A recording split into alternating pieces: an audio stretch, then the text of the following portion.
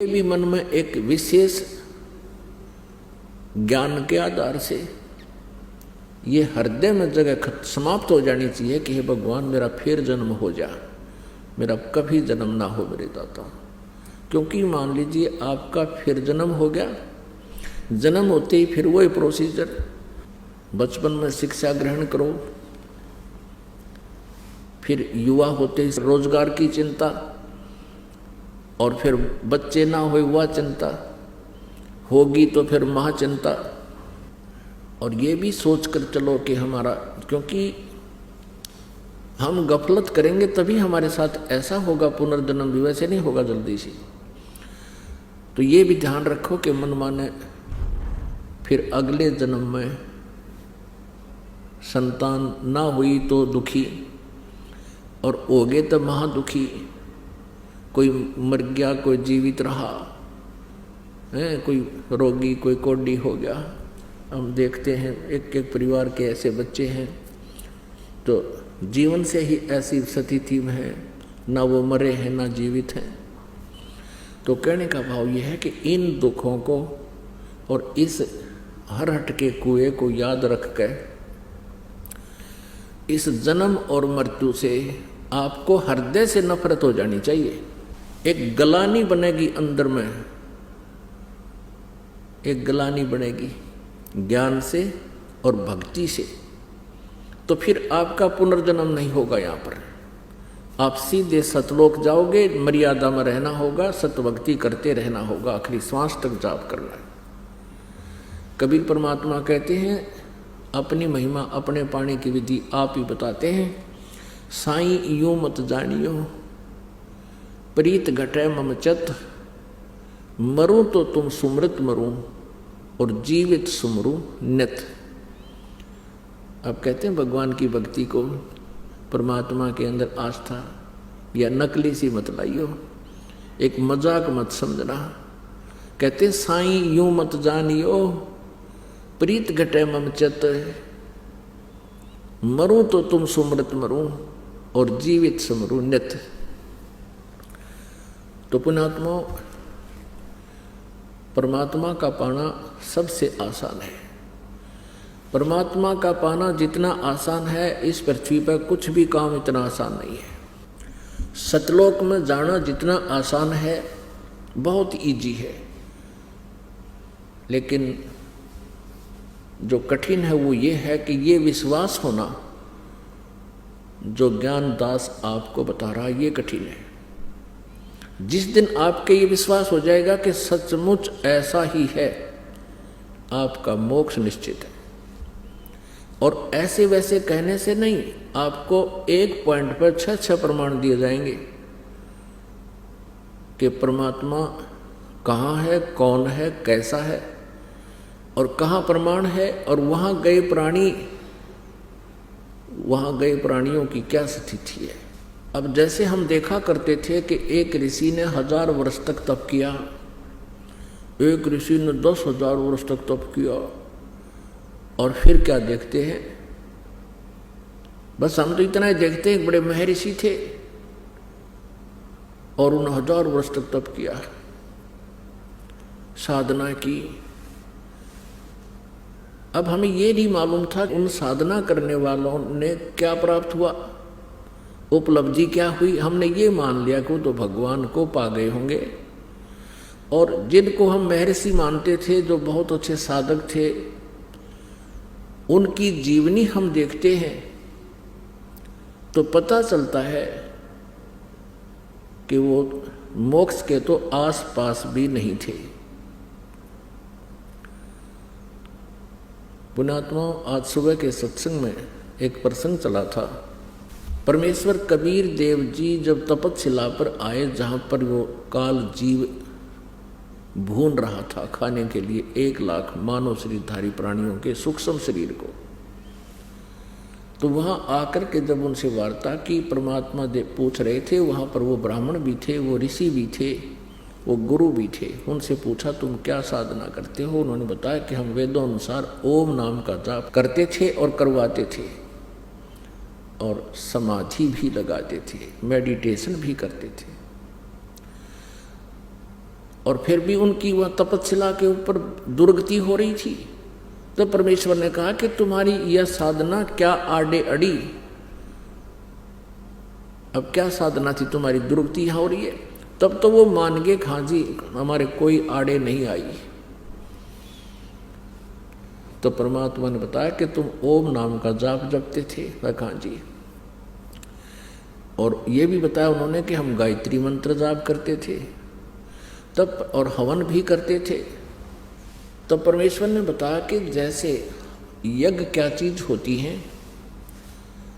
ये 5 यज्ञ होती हैं, 5 यज्ञ करनी चाहिए। एक यज्ञ है धर्म की, दूसरी यज्ञ है ध्यान, और तीसरी यज्ञ हवन की, चौथी यज्ञ प्रणाम, 5वीं यज्ञ ज्ञान की। इन ज्ञान यज्ञों से क्या लाभ है? यज्ञों से मोक्ष नहीं है, यज्ञों से मोक्ष नहीं होता। एक मंत्र है, परमात्मा के पाने का एक नाम है, मंत्र है, जाप है, उससे मोक्ष होता है। लेकिन उस मोक्ष प्राप्ति में ये यज्ञ सहयोगी हैं, ये यज्ञ सहयोगी हैं। कैसे? जैसे खेत में किसान बीज बीजता है, गेहूं का बीज बीज दिया और खाद और पानी डाला नहीं तो वो बीज व्यर्थ रहेगा। और यदि गेहूं का बीज बीजा नहीं और खाद और पानी डालते रहे, सिंचाई भी करते रहे, तो वो भी व्यर्थ है। गेहूं के बीज के स्थान पर भांग बो दी, गेहूं ना बीज कर, तो और फिर ये 500 यज्ञ करते रहे, अर्थात खाद पानी डालते रहे, तो भी व्यर्थ है। क्योंकि अन्न से हमारा जीवन सुरक्षित है, बच्चों का भी हमारा भी। अब ध्यान से सुनना, ये दास कहना क्या चाहता है। जैसे हमने आम का पौधा बीजना है, आम का पौधा बीज दिया, उसमें खाद और पानी डालते रहे, तो एक दिन वो बड़ा होकर के फलों से लदबद होगा और हमें वो वस्तु उपलब्ध होगी जिसके लिए प्रयत्न किया था। और आम के स्थान पर हमने बबूल आम जान के और बबूल का पौधा बो लिया और सिंचाई भी करते रहे, खाद भी डालते रहे, तो वो क्या देगा? आम नहीं लगेंगे, वो बबूल के कांटे ही मिलेंगे। तो कहने का भाव ये है, परमात्मा ने कहा कि तुमने ओम नाम का जाप किया, हवन भी किया, एक यज्ञ किया। वैसे तो 500 यज्ञ करने चाहिए, वैसे दूसरा यज्ञ स्वाध्याय से हो जाता है, जिसको ज्ञान यज्ञ कहते हैं। अब परमात्मा बताते हैं कि तुमने प्रयत्न किया, लेकिन बबूल का बीज बो लिया, ओम का मंत्र जाप कर दिया, ये बबूल का बीज है।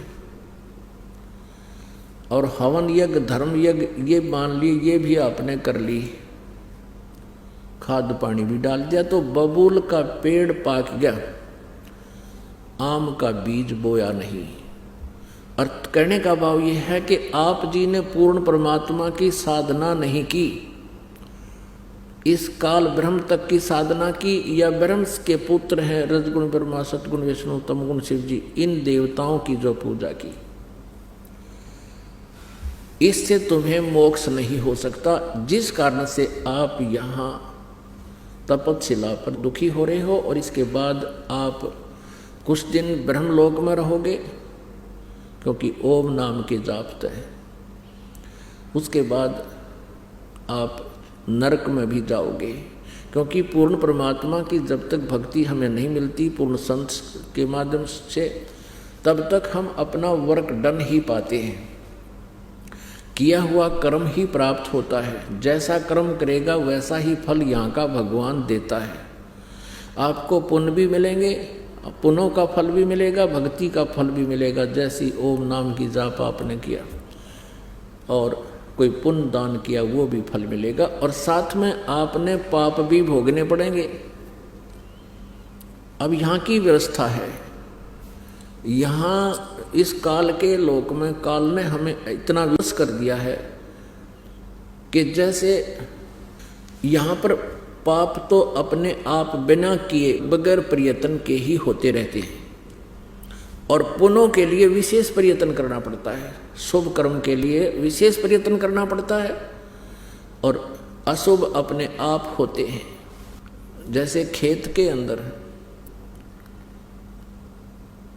हमने गेहूं बीजना है तो उसके लिए कितना मेहनत मांगता हो खेत।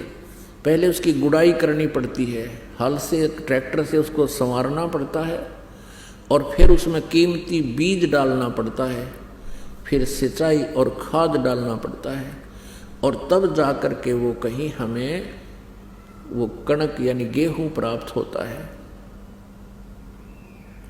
और यदि उस खेत में कुछ भी ना डाला, ना बीज बोए ना कुछ पानी डाले, तो अपने आप खरपतवार उसमें अपने आप अड़ंगा उग जाएगा। यहाँ का ऐसा नियम है। जब हम सत साधना करेंगे, परमात्मा की भक्ति करेंगे, तो उसके लिए हमने समय भी डिवोट करना पड़ेगा, और हमने दान भी करने पड़ेंगे, साधना भी करनी पड़ेगी। शुभ कर्मों के लिए तो खूब कमर तोड़ मेहनत करनी पड़ेगी, और अशुभ अपने आप हो जाएंगे।